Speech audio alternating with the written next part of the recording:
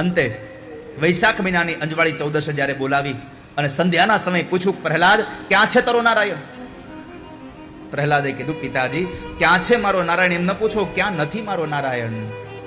જલે વિષ્ણુ સ્થલે વિષ્ણુ, વિષ્ણુ પર્વત મસ્તકે, જ્વાલા તુલે વિષ્ણુ, સર્વમ વિષ્ણુમયમ જગત. આ સંસારમાં તમે જ્યાં નજર કરો ત્યાં ભગવાન છે. હરિવ્યાપક સર્વત્ર સમાના, તુલસીદાસજીએ લખ્યું છે. અરે સ્વયં નારાયણ પોતે બોલ્યા છે, યત સ્યાત સર્વત્ર સર્વદા, હું બધે જ છું. ક્યાં નથી ભગવાન? નથી દેખાતો એટલે નથી એવું ન સમજશો. પરમાત્મા તો છે જ, પણ આપણને દેખાય એના માટે આપણે મંદિરો નિર્માણ કરવા પડે છે. આપણને દેખાય એના માટે મૂર્તિમાં આપણે ભગવાનને જોવાના પ્રયત્ન કરવા પડે છે. ઘણા લોકો તો એવું હોતે કહેતા હોય, આટલા બધા મંદિર બાંધીને શું કરશો તમે?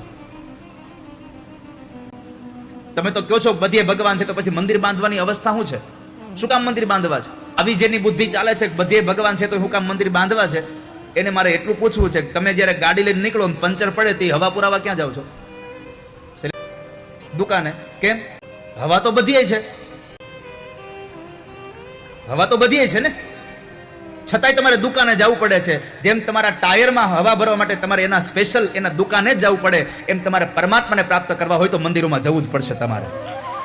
પણ મારે આજે એક સંદેશો બીજો આપવો છે તમને, કે ખાલી મંદિર નિર્માણ થવાથી કશું નહીં વળે. ખાલી મોટા મોટા મંદિરો બાંધવાથી કશું નહીં થાય. મંદિરો બાંધ્યા પછી મંદિરે જનારો વર્ગ તૈયાર કરવો પડશે, અને મંદિરે જનારો વર્ગ તૈયાર કરવા માટે આ ભાગવતના માંડવા બાંધવા જ પડશે તમારે, તો જ મંદિરે જશે લોકો. ખાલી મંદિર બાંધવાથી કશું નહીં થાય. લોકોના મનમાં મંદિર પ્રત્યેની જિજ્ઞાસાઓ જગાડવી પડશે, એના પ્રત્યેનો શ્રદ્ધાભાવ જગાડવો પડશે, અને એને જગાડવા માટે આ ભાગવતની કથાનો માંડવો છે.